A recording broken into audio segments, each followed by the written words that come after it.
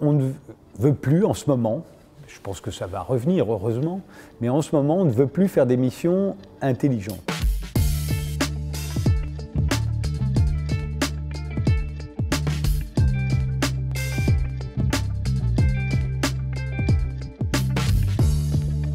Bonjour Frédéric Tadei. Bonjour. Journaliste, animateur, les auditeurs ont l'habitude de vous retrouver sur Europe 1 depuis plusieurs années, mais également à la télévision, sur l'antenne française de la chaîne Russia Today, où vous animez le débat interdit d'interdire, du lundi au jeudi. On est très heureux de vous recevoir dans la série Médias dans l'arène, car vous êtes le client parfait, si j'ose dire, pour évoquer l'art, dégradé ou non, vous nous le direz, du débat. Moi j'aimerais commencer notre discussion par votre définition à vous de ce qu'est le débat aujourd'hui, et en quoi le débat, faire des débats dans la société, c'est aussi un pilier pour une démocratie comme la nôtre. Mais si vous voulez, vous avez plusieurs manières de faire des débats. Vous avez le débat de base, on va dire, c'est-à-dire un débat entre, grosso modo, la majorité et l'opposition. Vous voyez, ça a le mérite d'être simple, assez rassurant. On s'y retrouve tout de suite, sauf qu'évidemment, c'est une version édulcorée du réel débat sur la même question. Ça ne se résume jamais à blanc ou noir, ou gris foncé et gris clair, oui ou non, pour ou contre. Vous avez une autre version du débat qu'on va organiser avec ce qu'on appellera des chroniqueurs. C'est-à-dire que vous avez des gens que vous payez, qui sont là toutes les semaines ou tous les jours, et puis à qui vous soumettez n'importe quel sujet sur lequel ils ont forcément un avis, ils sont payés pour ça. Et puis vous avez le vrai débat. Le vrai débat, c'est vous allez chercher des gens qui ont vraiment travaillé sur le sujet, et vous allez tâcher d'avoir à peu près toutes les visions différentes de ce même sujet qui sont présents autour de la table, parce que souvent dans les débats il y a une table au milieu. C'est beaucoup plus compliqué, il va falloir avoir à la fois ce que moi j'appelle l'establishment, c'est-à-dire les opinions qu'on a l'habitude d'entendre s'exprimer sur ce type de débat, le noir et blanc du début. Vous allez éliminer les chroniqueurs, qui a priori ne savent pas tellement de quoi on parle, ils sont juste un peu documentés avant l'émission, ceux-là vous les enlevez. Vous gardez donc l'establishment, vous en gardez deux, et puis là vous allez mettre tous ceux qu'on n'entend pas, y compris les contestataires, c'est-à-dire ceux qui sont véritablement en rupture avec l'opinion générale sur ce sujet. Et là, vous commencez à avoir un débat qui peut être intéressant. Si possible, il va falloir mettre des gens qui sont sur des terrains différents. Alors vous pouvez mettre un journaliste, mais il vaut mieux mettre ce que moi j'appelle, alors surtout pas les experts, parce que les experts c'est n'importe quoi, il ne suffit pas d'avoir un diplôme en anthropologie pour être Claude Lévi-Strauss, vous voyez. Et donc vous allez essayer d'avoir des gens qui viennent de terrains différents. Moi j'aime bien mettre des artistes et des intellectuels. Les artistes sont très intéressants dans les débats, mais il faut qu'ils aient travaillé sur le sujet, c'est pas le café du commerce. Et puis vous allez mettre vraiment ce qu'on n'entend pas, et qui viennent véritablement compliquer le débat. Je dis, mais pourquoi tu as invité celui-là? Qu'est-ce qu'il a à faire là? Ben, justement, en général, ceux qui changent le monde, ce n'est pas l'establishment, c'est les contestataires. Tous les contestataires ne changent pas le monde, mais à chaque fois que le monde a changé, c'était sous la pression des contestataires. Donc les contestataires dans les débats sont très importants. Et puis à la fin, qu'est-ce que vous obtenez? Vous n'allez pas faire changer d'avis les gens qui vous regardent. Vous allez, autant le premier débat que je décrivais, noir et blanc, c'est assez rassurant, autant celui-là, il est plus compliqué, parce que vous vous rendez compte qu'au fond, l'avis que vous aviez au départ sur ce débat va se retrouver totalement perturbé par le débat. Ça ne veut pas dire que vous allez changer d'avis, mais en comprenant sur quoi les gens ne sont pas d'accord, vous allez comprendre où est le problème. Et là, vous avez fait un énorme progrès. Vous comprenez vraiment où est le problème. Après, ce que vous penserez à la fin de ce débat, ça ne regarde que vous. On parle souvent de la libération de la parole sur les réseaux sociaux. Et paradoxalement, sur ces mêmes réseaux sociaux, certains utilisateurs ont quelquefois l'impression qu'il existe des sujets tabous dans les médias, des sujets dont on ne débat pas. Est-ce que c'est un sentiment que vous partagez? Il y a des sujets tabous. Je me méfie parce que quand on entend ça sur les réseaux sociaux, c'est généralement... C'est pas forcément représentatif. Voilà, non mais ils aimeraient qu'on discute de l'antisémitisme, ils aimeraient qu'on discute du protocole des sages de Sion, des versions complotistes, etc., etc. Donc je me méfie beaucoup de ce genre de trucs, oui, les sujets qu'on n'aborde pas dans les médias. Moi, à mon avis, il y a des sujets tabous, mais c'est pas des sujets interdits. Pendant longtemps, par exemple, l'euro était un sujet tabou. Je me souviens d'avoir, dans Ce soir ou jamais, invité j'ai sans doute été le premier à avoir invité des économistes anti-euro. Les gens ne savaient même pas que ça existait. Et ils étaient traités comme des pitres par les économistes installés. Et je me souviens du premier débat où, tout à coup, les économistes dits installés, l'establishment, ont dit « je ne pensais pas qu'un jour que je viendrais discuter de la nécessité ou pas de sortir de l'euro ». Ils pensaient que ce n'était pas un sujet sérieux. Et puis c'est devenu un sujet sérieux. Ils sont tous venus justement pour défendre l'euro face aux anti-euros. Aujourd'hui, on en parle encore. Et aujourd'hui, on en parle sans arrêt. Donc il y a des sujets comme ça tabous, on ne veut pas en discuter. La sortie de la France de l'Europe, par exemple, est un sujet qui reste totalement tabou. On voit bien la façon dont est traité quelqu'un comme Asselineau dans les débats, ou auquel on veut bien l'inviter. Moi, pendant très longtemps, je crois que la seule émission de télévision qu'a faite François Asselineau, c'était dans Ce soir ou jamais, où il était tout seul d'ailleurs, évidemment, à défendre l'idée d'un Frexit. Aujourd'hui encore, il est toujours tout seul d'ailleurs. Vous, dans vos émissions, vous avez toujours revendiqué la liberté de débattre. Vous avez officié pendant 10 ans sur le service public. Aujourd'hui, on peut se poser la question, pourquoi vous trouve-t-on sur une chaîne comme Arte? Est-ce que ça veut dire que les débats libres ne sont plus possibles sur les médias traditionnels? Moi, je ne le dirais pas comme ça. Je pense plutôt qu'on ne veut plus, en ce moment, je pense que ça va revenir, heureusement, mais en ce moment, on ne veut plus faire d'émissions intelligentes. Mais moi, j'en veux beaucoup à la présidence de France Télévisions, parce que c'est elle qui a institué ça. Ce qui sauvait la télévision, c'était qu'il y avait France Télévisions, et que sur France Télévisions, on pouvait faire quelque chose comme Ce soir ou jamais. Pas seulement Ce soir ou jamais, je ne suis pas un nostalgique de Ce soir ou jamais, je pense qu'on peut faire des tas d'autres choses tout aussi intéressantes. Mais à un moment, sous cette présidence-là, on a renoncé à faire de la télévision intelligente en pensant que c'était un bon calcul. Ce qui, à mon avis, montre que les gens qui ont fait cette réflexion-là ne connaissent rien à la télévision. Il faut toujours viser plus haut à la télévision, dans les médias en général. Il ne faut jamais donner l'impression aux gens qu'on les prend pour des imbéciles. Il ne faut jamais viser bas. Bon, enfin bon, ça c'est un autre sujet. Et donc, en ne voulant plus faire des émissions intelligentes, sous prétexte que les gens intelligents ne regarderaient plus la télévision, on a renoncé à tout ce qui compliquait notre vision du monde. On préfère le clash. Le clash, c'est rassurant, le clash. Le clash, il y a un gentil, il y a un méchant, tout le monde s'indigne, etc. Le clash, c'est bon, on en parle dans les réseaux sociaux. Et la télé est de plus en plus sensible aux réseaux sociaux. Elle ne réfléchit pas que quand il y a 1 million de gens qui regardent une émission de télé, il y en a 3000 qui tweetent. Mais ils écoutent que ces 3000-là. C'est-à-dire comme si ces 3000-là, c'était le peuple. Justement, ça rejoint un petit peu votre réponse. Il y a certaines personnalités médiatiques, je pense notamment à l'avocat Éric Dupond-Moretti, qui estiment que la société est tombée dans une forme d'hypermorisation sur certains sujets, avec des débats très manichéens, les pour contre les contre, les progressistes contre les réacs. Est-ce que c'est un peu ce constat-là que vous faites aussi? De toute façon, il y a la tentation du manichéisme est permanente. Il se trouve qu'aujourd'hui, on lui laisse une place grandissante. C'est vrai qu'aujourd'hui, pourquoi est-ce qu'on invite tant les gens qu'autrefois on dénonçait comme ultra-réactionnaires, racistes? Il y a 20 ans, il y a des tas de gens qu'on dénonçait comme ça, qu'on mettait au banc de la société. Aujourd'hui, tout le monde est très friand de les inviter parce qu'ils font parler sur les réseaux sociaux. Et encore une fois, parce que les 3000 personnes qui tweetent, tout à coup, sont mobilisées pour ou contre.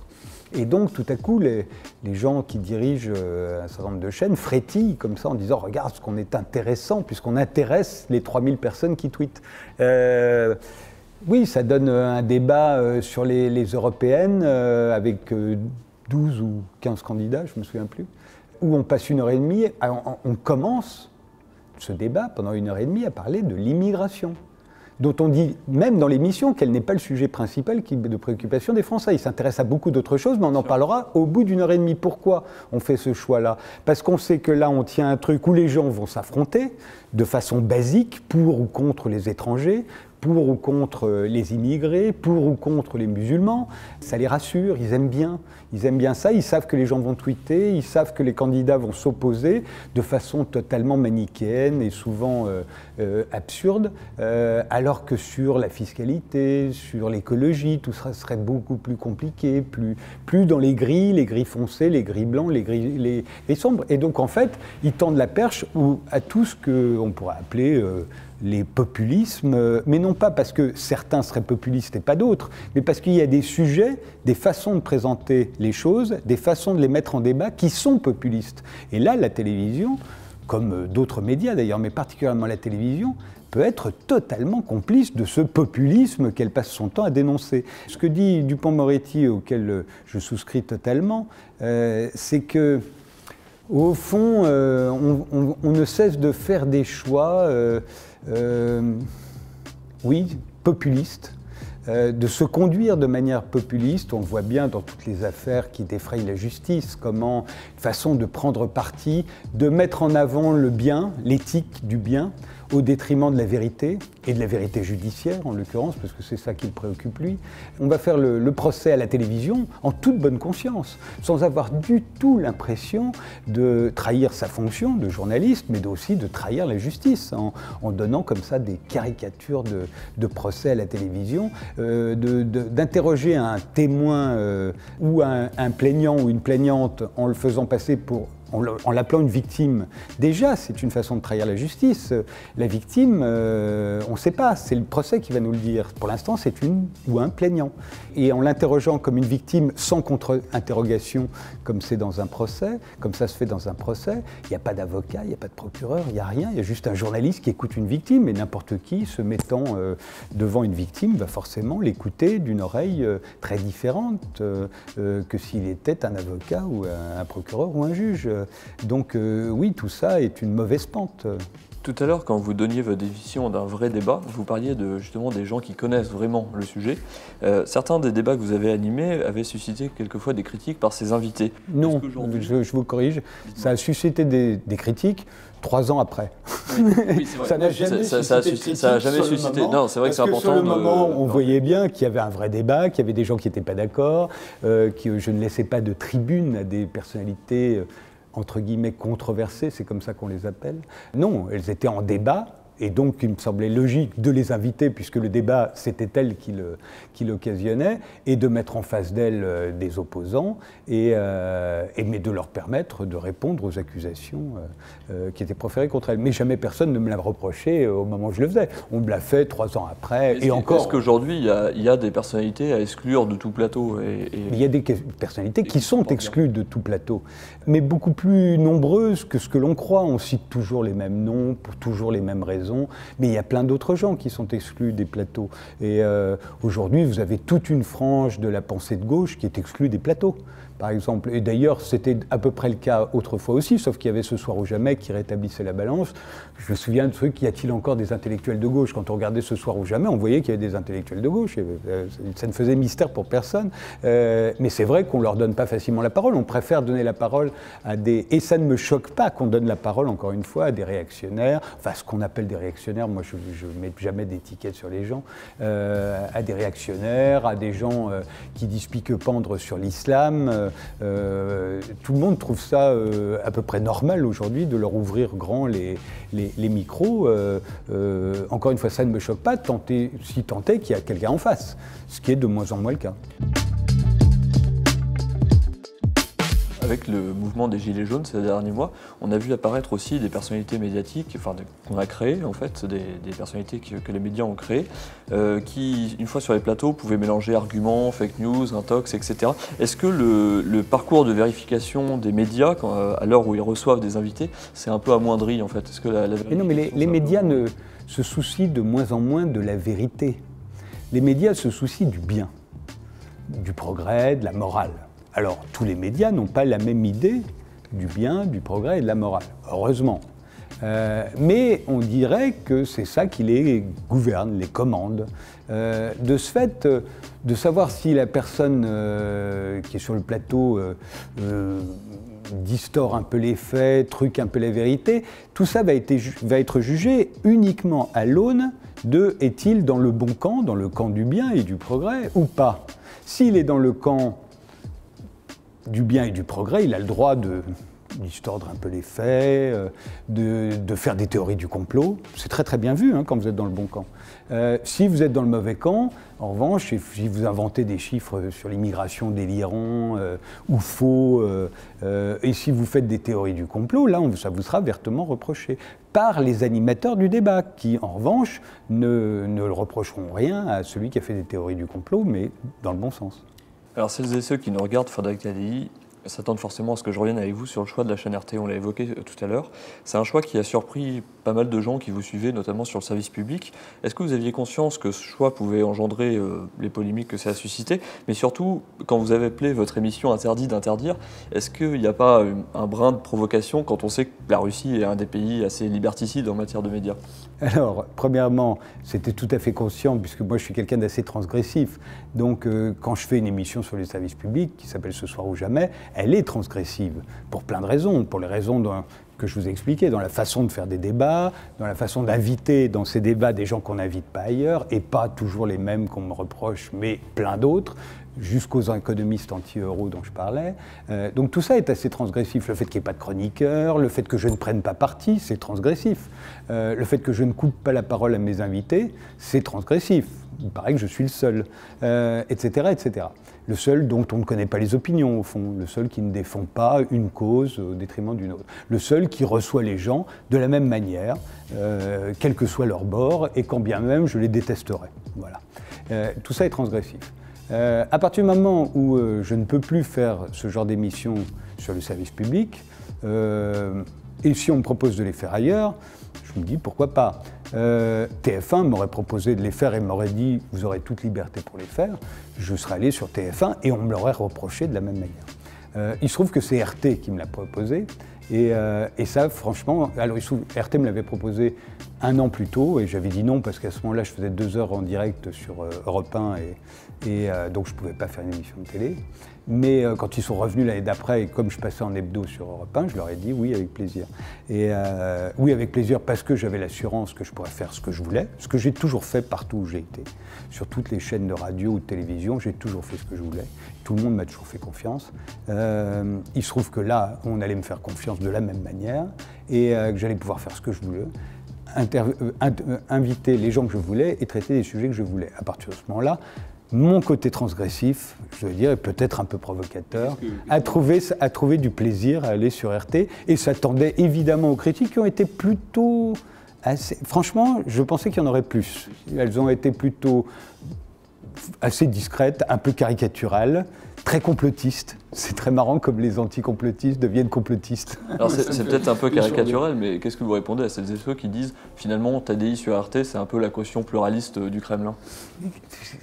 C'est exactement comme Frédéric Tadei sur France 2 et sur France 3 était la caution pluraliste de France Télévisions, si vous voulez. On me l'a dit aussi à ce moment-là. Ah bah oui, j'étais soi-disant l'alibi, alors soit de Sarkozy sous Sarkozy, de Hollande sous Hollande, et j'aurais été de Macron sous Macron si j'y étais resté. Parce que si je faisais Ce soir ou jamais aujourd'hui sur France 2 ou France 3, bah, il y aurait des gilets jaunes.